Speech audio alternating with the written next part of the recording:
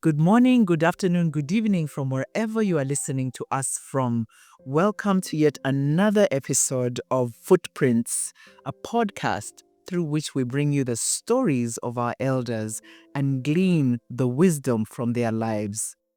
Today, we are honored to have as our guest retired Justice Mary Damali Immaculate Maitum. We are here in her beautiful home in Muyenga. Thank you so much for hosting us here. And I'd like you to tell our listeners a bit about yourself, starting from Mary as a young girl. Where was Mary born? Where did you go to school? What were you like as a young girl? I was born in Kaberamaido, near the hospital because my father used to work in the hospital. And my parents separated when I was 3, I think about 3. So I grew up shuttling between my parents' homes. My mother went back to her home and was given land, and she had a home there. And my father stayed in Kaberamaido. So my mother come from Galake district now. It used to be all Kaberamaido, but it's now a district. So where I went to school depended on where I spent my Christmas. Oh, that's interesting. Yes. If I spent Christmas with my mother, I would go to school there. At least for a year. Yeah. And then when I spent with my father, I would go to school in Kaberamaido. Okay, but was it always the same school even if you skipped a year, every other year? It was always the same school. Mm-hmm. Yes, but I was baptized in Galake at my mother's home. And I belonged to the Anglican church. We was calling it missionary something, CMS. Church Missionary Society. Yeah. But then later on in life, I became a Catholic. Okay. So I used to do these shuttles, and I was left to my 3 stepmothers, and life was not very easy then. Mm-hmm. But my mother was very, very strict, and she was a disciplinarian, and I admired her for that, but not at the time. Yes. All the rest of it. Yes, that's it. Then my father now I think was feeling guilty about me being a motherless. So he loved me very, very much. And I was the first girl, and he was called after his mother. And my mother told me, Which of the names? Ilero. Okay. Yeah, Ilero means somebody who brings light. Oh, yes, nice. So when I was born, my mother tells me that my aunt came and said, no, you have to change that name. And she and my father were the same mother. He said that my mother was terrible. She used to have conflict with everybody, and they go to her, sisters-in-law and burn their, break their pots, cooking pots and all that. So, but my father refused to change the name. So I grew up sort of not very secure. Because my mother also, when she went back home to her home, she had some other children after me, but the discipline was so much, and I was not very close to her. But I was very close to my father. But my father used to be transferred to Soroti, to places. In fact, I should say I grew up in Soroti. Yeah, because he stayed there longer. So I went to those two schools, Kaberamaido and Galake. But when I was in P7, I was sent to initially to a school, Catholic school in Luala. This girls. It was an all girls school. So I think I did better there. So then I went to Namagunga for 6 years. Yeah. So in Namagunga, I think I was one of the poorest girls in the school, socially speaking. But I went on scholarship. And I remember that when I was in the S2, I was very naughty though. I can't imagine. I can't imagine. I was very, very naughty, yes. And people would make me a leader because they feared to, if anybody was, I was going to behave.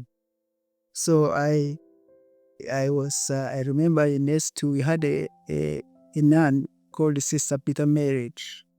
And she used to be so particular about the compound. To this day, I remember her voice if he walked in the grass. And so one time she made us see and clean the grass, wash. Oh my goodness. Because you had walked on it or because we had walked on? Oh, wow. So one time she gave us homework.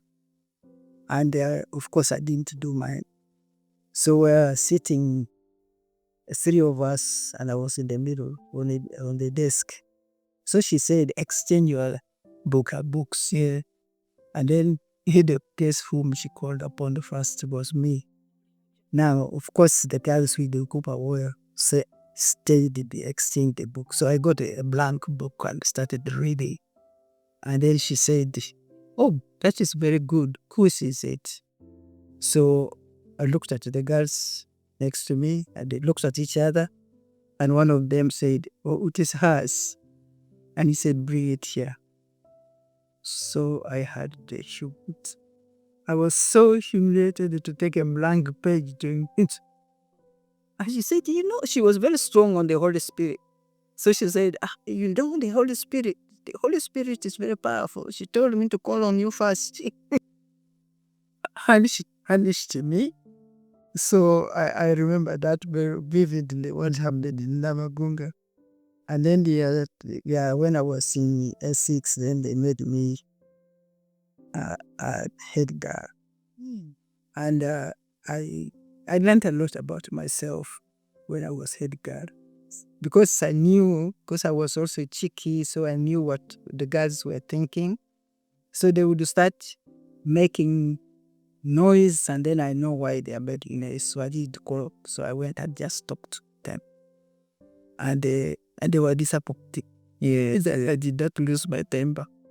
So I really found who I was and whom I wanted to be when I was the head girl. Yes.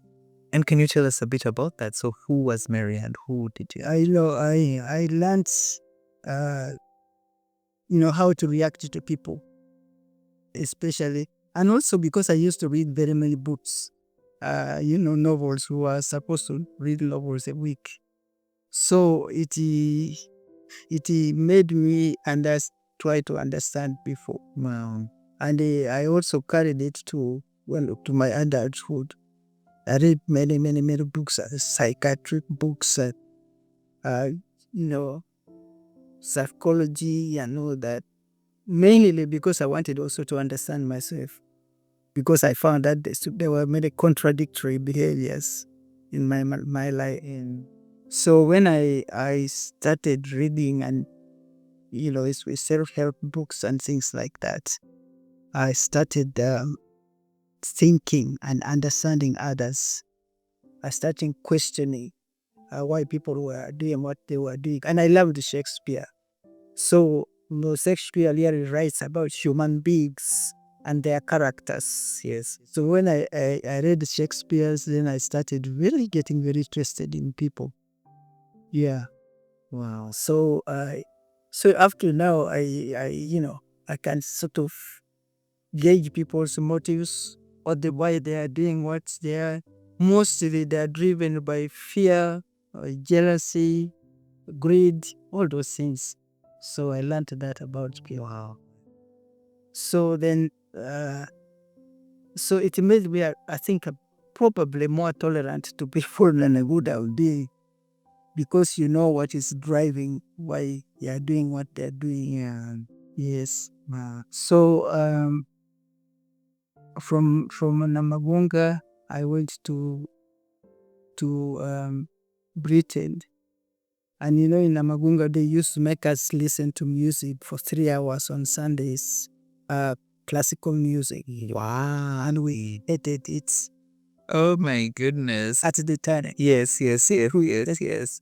But I found out that when I went to Britain, you know, I missed it so much that I would even go for concerts by myself. There was no, but I was in a hostel, a Methodist hostel, where there were, I would say it was a Commonwealth thing, hostel, but run by Methodist priest and his wife. So there were some people who were doing all music and all that. So I would go and ask them whether they wanted to come to a concert with me. Yes, yes, yes. So, you know, I started going to concerts by myself, and I was wondering now, and when I wrote it back to my headmistress, I told me, you know, I will used to hate those 3 hours of music, classical music, and we were supposed to discern what is, you know, now playing the oboe, the words, the you know, brass and all that. So that was, you know, what I started loving music. Wow. So But first tell me, Mary, so you would sit in a designated place and they play music as you're listening, or you know, you'd be going around about your chores? no.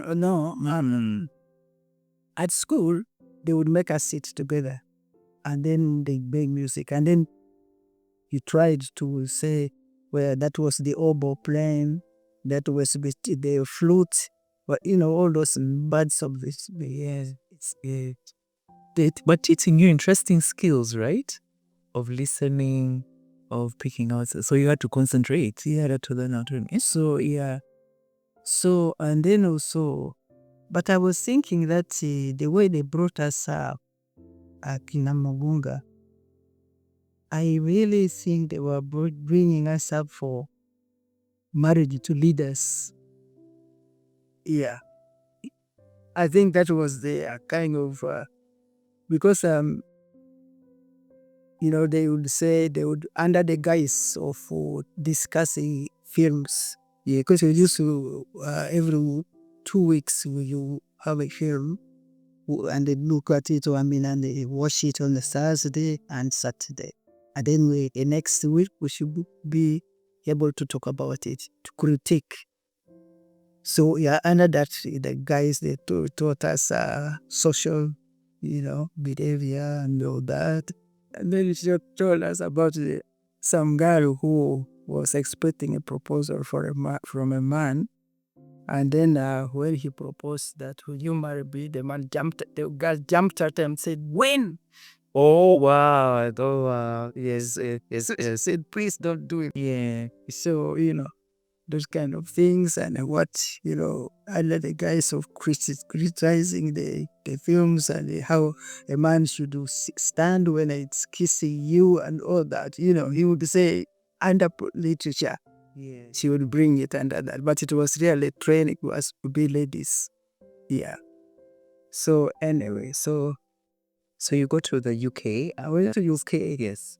And then And what are you doing there? I was doing law. Ah. For this. So when did you decide to become a lawyer? I decided to become a lawyer because I had suffered injustices. And I was thinking that I would be able to defend people and that kind of thing. That's why I decided to become a lawyer. And first of all, because my father was working in the hospital, I wanted to become a physiotherapist. But because I didn't even know what it meant, but because I liked the name physiotherapist, I wanted to become a physiotherapist. Yeah. But then I changed my mind, and I decided to go for law. So I was in the inn of Lincoln's Inn, London. Yeah. Wow. And so I stayed there for 4 years. And then what said And what year was this? What year was this that you went to Timalan, I think 68, 67, I don't remember where my... No, I went in 70s, and I came back when I came 63. So I was there for 4 years, I remember. Because when I went to the director of studies, you see a director of studies, so he told me you should wait and do your exams on this day and all that. So anyway, because I loved also reading, I loved reading. Yeah. So, and it is good that I found a man who was involved in reading things because in KV. But I would read. I had no time for people. I would read. So, what saved my life, I think, because I was very naive, going from a convent school to London, I first of all I did there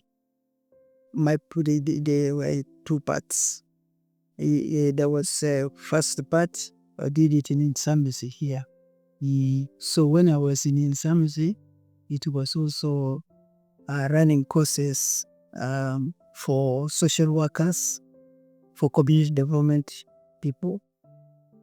So it was a mixed-up school, and I was the only girl among 15 men. And that is what also shaped my attitude towards men. Because among these men, first of all, people at home were against it because being the only girl among 15 men, they thought I was going to be spoiled. So I remember they tried to dissuade my father from allowing me to go to do well in this kind of setup. And then my father said no, she let her do what she wants. Then they went to my mother. And my mother was having a broom in her hands. She was sweeping her veranda, I think. So they tried to tell her that I was going to get pregnant, what. So she waved the broom. She waved her broom as if, and she declared very loudly and convincingly that she's never going to get pregnant with those men. Wow. And then I was shocked at her certainty. She was really certain about it. So I said, but how does she know? And so that also formed my determination, because my mother is such conviction that they would notice. But those men, one of them was terrible. There were two of them. One was a prince of Europe, and these people had been to university and they decided to go and do law. So now, this other guy was called Kirenga, I think that's no, yeah. And that guy really listed me. There were other boys in the school, but they were not as bad as that one. Because this one would go and open my letters, because the way they put the letters in a cubicle, let's say something in, then they would go and open my letters and read them and start quoting them. He really was nasty to me, and I kept quiet because I was the only guy. So I would sit on the table and there were these men, and I would keep quiet when they are talking. First of all, they were fearing to discuss women with me when I'm present, but there was nothing. I was nowhere to go. I had to be with them. Yes. So they then started, this guy started saying things about me, things he reads from my letters which my friends wrote to me. And then one day I snapped. I snapped and I hit the table, and I told them I'm going to upset this table. And I really told them off. So he said then they really did not torture me as they used to do. And he told his friend who was just there, I said that woman this guy is terrible. She can even castrate a man, you know, because I really lost it. Yes. So they then stopped talking innuendos about me, when we were having dinner and lunch for supper or anything when we were collectively together. So, but what they talked about the women, because there were many community development people, women there, and they used to go with these women, and some of these women were married. So they would come back and discuss it in a group. First of all, they used to not to discuss it in front of me, but then there was like, if they were nowhere to put me, I was there. So I learned a lot. They come and said, oh, you go and try that one. She's like this. She's like, and I said, oh, so this is how they talk about. So that one also helped me. Yeah, it helped me to understand that so men can discuss the girls after having affairs with them and all that. So it helped me in that sense. So when I went to Britain, because I loved books, so I chanced about a book which was written about the London.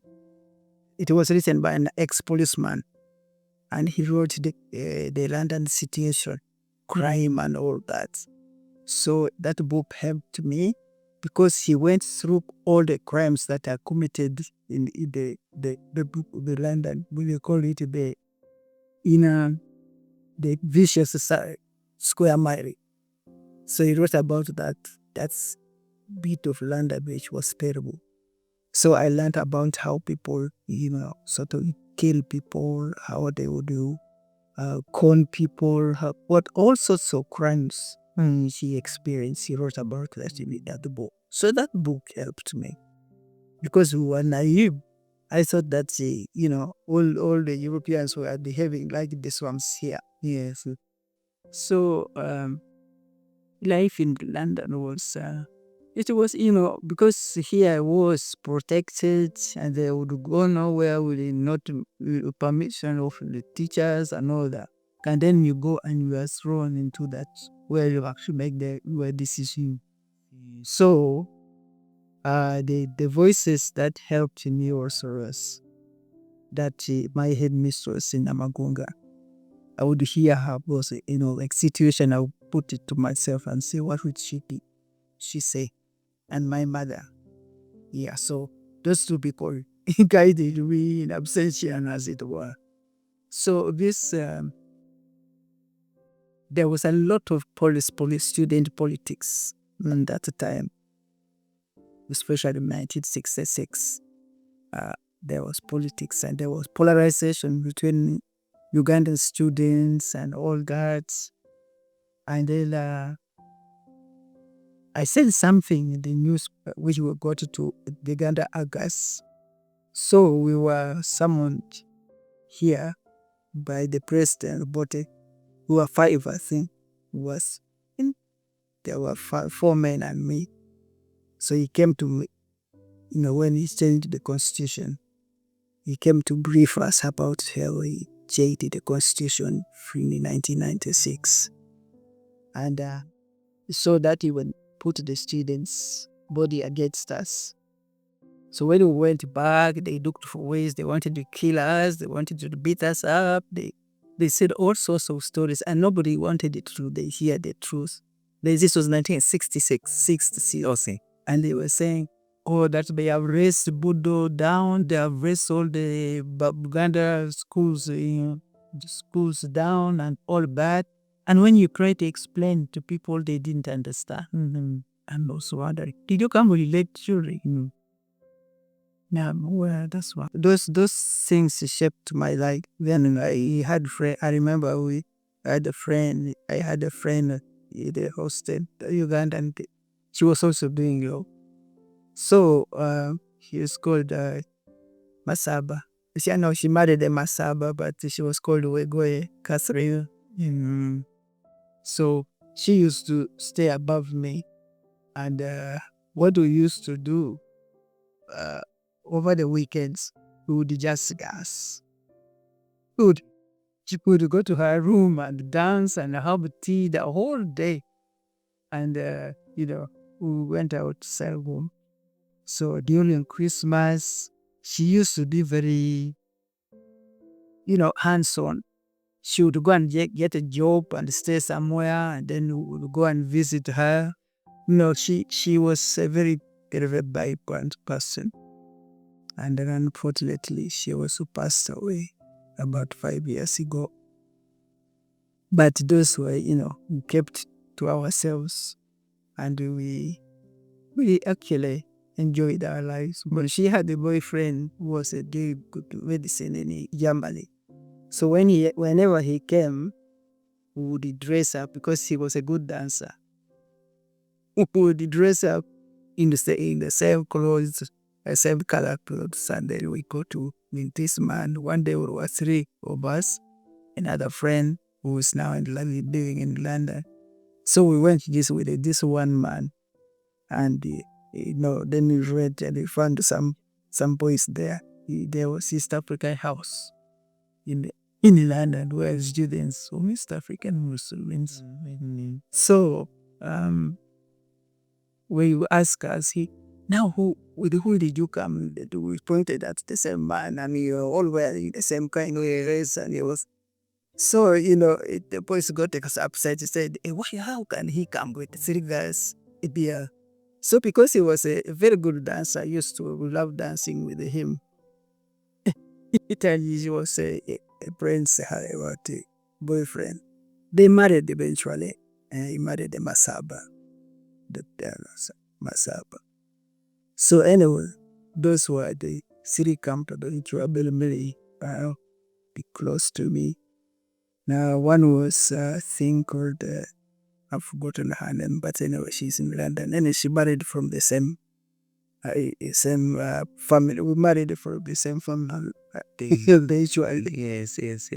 Yes.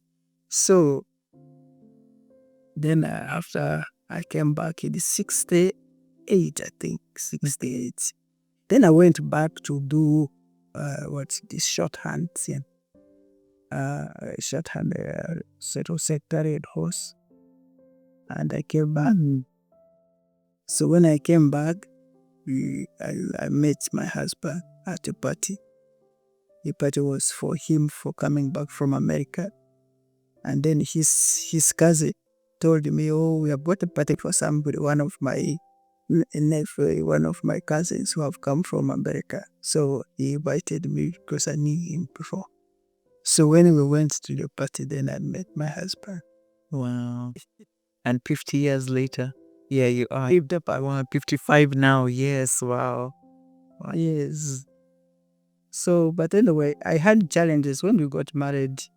I had my first pregnancy was when I was taken to Mulambo on a Saturday. My sister-in-law was a nurse there, so she just grabbed this man. He was a very famous gynecologist. I think it was called Busura or Buwa or something like that. Nobody is there. And dragged her because now by the time I got to the hospital, Mulabi, Yes. by the time I got to Mulabo, I was going on and off. I was losing my conscious, regaining it. And one day my husband was saying me that when he got me from the car, because I was sitting at the back with my sister and he was sitting right with his sister. So when they asked me, "Can you get up?" I said yes. So I got up because my sister was carrying me. I got up like this, and then I think I lost consciousness. So my husband came and carried me to the bonnet of the vehicle. Then he says he nearly dropped down because of he says my eyes were going up like, so he nearly dropped me. And then he and my sister-in-law were crying Then my little sister who was carrying me saying, she said she determined it in herself that I'm not going to cry until she dies. Yeah, so she didn't to cry. She just was there now. She was the strongest of the four of us. So when I was taken to the theater, this doctor was not even on duty. He just happened to come. And then he was the best gynecologist. So then he took over the process. And then they went to the theater. And in my going in and out, I heard them say that my veins had collapsed. I didn't even know that veins collapsed. Apparently, I was having internal bleeding, so they couldn't find my vein. And then I remember, because I was being pricked all over, so I said, "Please go, let them find a vein." Yeah. And then I heard somebody say, "And then also pastor." Then I woke up in the wall. That time Mago was very good. The sixth floor was very good. It was really like a modern hospital. Yeah. So I went there. They had removed the tube. And when I went there, because the baby had grown on the tube and it burst. Apparently, that's why I got the internal. And they took some of the blood that I had lost. They took and gave it to me. Wow. Oh, yeah. Oh, wow. Because it was internal. Yes. So anyway, that is the past crisis I had with health. So my husband then was sleeping in the hospital. He was sleeping at the floor. And I couldn't see these nurses coming to see him. They would call it at the nurses, then they would come and see him. And then, in the morning, when we were talking, I was talking with the nurses. Then he says, this is the first African man we are seeing who can come and sleep down. Wow. He said some people, even their wives have birth and they don't care. So they were sort of checking on us because to see my husband who was sleeping on the bed. Yes. Wow. So then I think the only nasty experience I had there, because one of the nurses, I am allergic to penicillin.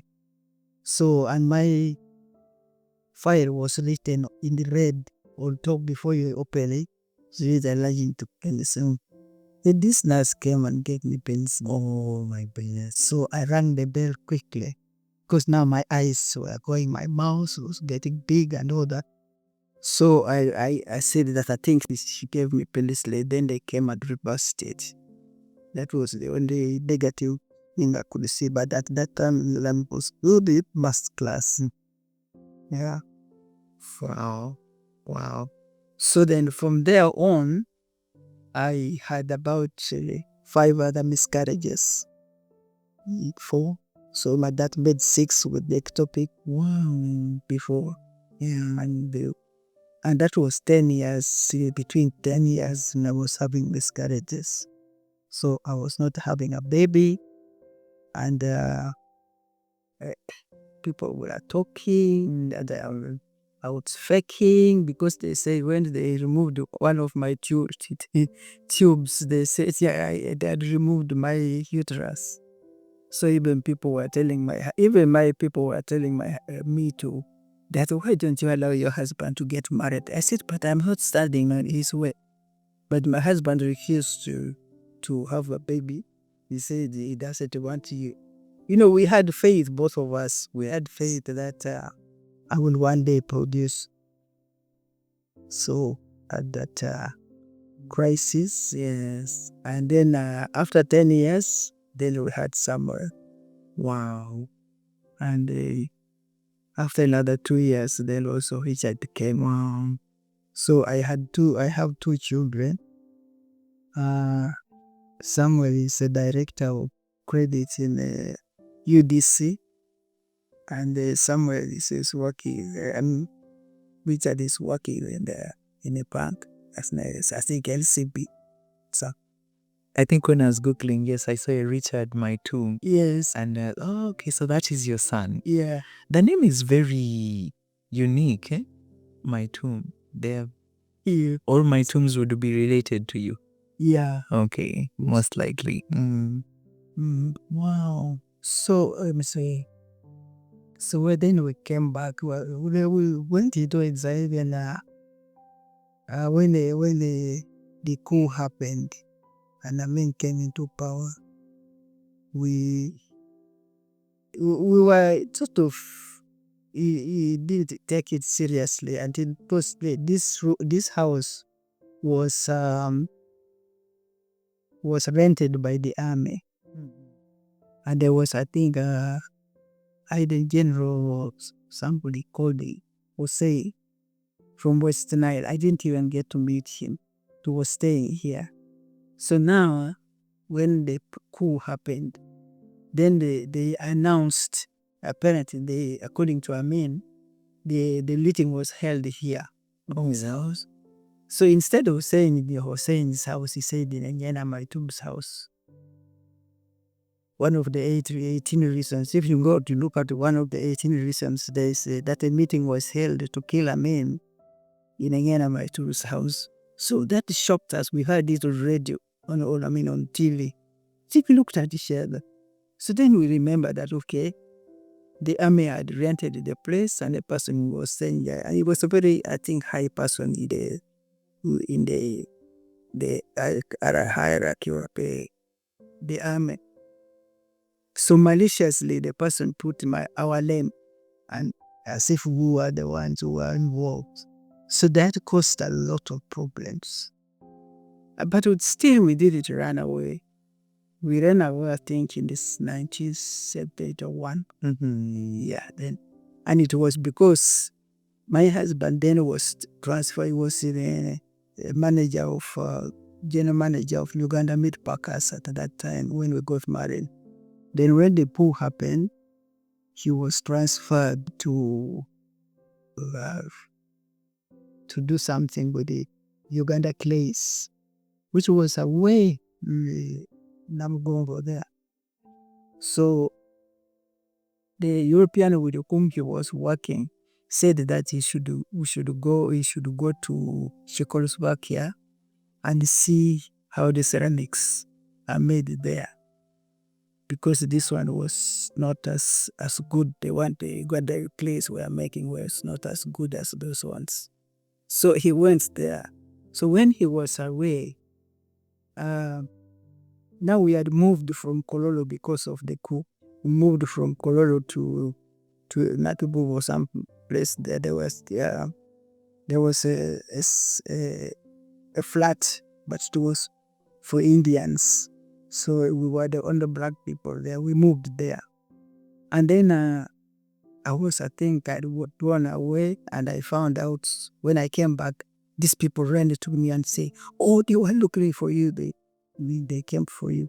So I asked them what kind of car came for me. For my husband, of course, I knew it was for her and her husband. So they described the car to me, that it was a Mercedes something. And I thought, I talked to my aunt, and she said, "Oh, if it is a Mercedes, might be so and so." So I knew that my telephone was being tapped. So I knew the person whom he says had come. So I said it in the telephone, knowing that they were listening. So I said that if it is so and so, I will kill him, because there was somebody I knew. Yeah. And so that person then sent another person to me to say that if your husband is picked up, it want to be my group. Yes. Yes. But before that, when the coup happened, we went home to the village, and my husband was picked from there and taken to. We thought he was killed, but when I went to Lira to find out whether they had taken him there or whether it's because on the way we didn't to find any bodies. So they said no, he was even being visiting his uncle, and then Akena Dogo's father was his clan brother, I should say. So now when he was there, they picked him up and they took him. And then somebody who was coming back home told us that, oh, I found these people with a car and the army and Maitum's car in the middle. So we knew that he was picked up. But so the next morning I went to Lira and we found that in Lira they found that he was in Gulu. So then the people in Gulu told the people in Lira that he was still alive. So I had to go to Gulu. And then there was a officer's mess somewhere. So I would go around that place, pray, that, and I was hoping that perhaps he could see me through the window or what, and see that I'm there. So I went to my aunt was working for the prisons. So I said he went and he tried to find out, and he found that he was still alive. And so I came to Kampala again because I wanted to go and see Amin, because Amin used to be a friend to my family. Well, I wanted to see Amin, but I found that there was a minister from Lamo who was ambassador to. He had been an ambassador to Moscow. So he was related to my husband. So he went there to Amin and told Amin that, you are picking the rowdy person. This guy is not really political. And he knew us, but because we were related to Obote, that became an issue. So we were all bundled together. Some people lost their lives who were not in politics at all. So this guy went and talked to Amin. And then Amin said, oh, and then in fact, coincidentally, then these people came from Guru, where they had taken my husband, driving our car. They came to Amin and told Amin that, oh, we have got one big one from Akokoro. What do we do with him? Then Amin was in a good mood. He said, oh, that one has no problem. You release him. So what about his vehicle? They said, give him his vehicle. So they went back and, so I understand when I went to the doctor, to the officer's mess, the army officer's mess, when they told thinking that I would find him there. So they told him that, oh, it is coming. So there was one army officer who was very keen to see me, to get my husband to the mess. Now, when he came, then I told my husband, I said, oh, that guy is to be good. He was the one who was calling to find out why you had not yet come and was not. And he told me that was the one who was holding a knife to my throat. Wow. I'm telling him, if I'm told to take you to Kampala, you will not reach, because I'm going to kill you in Karuma. So I wondered why he was so nice to me. So anyway, then they gave us our vehicle in the late in the evening. So we said, no, we can't go now.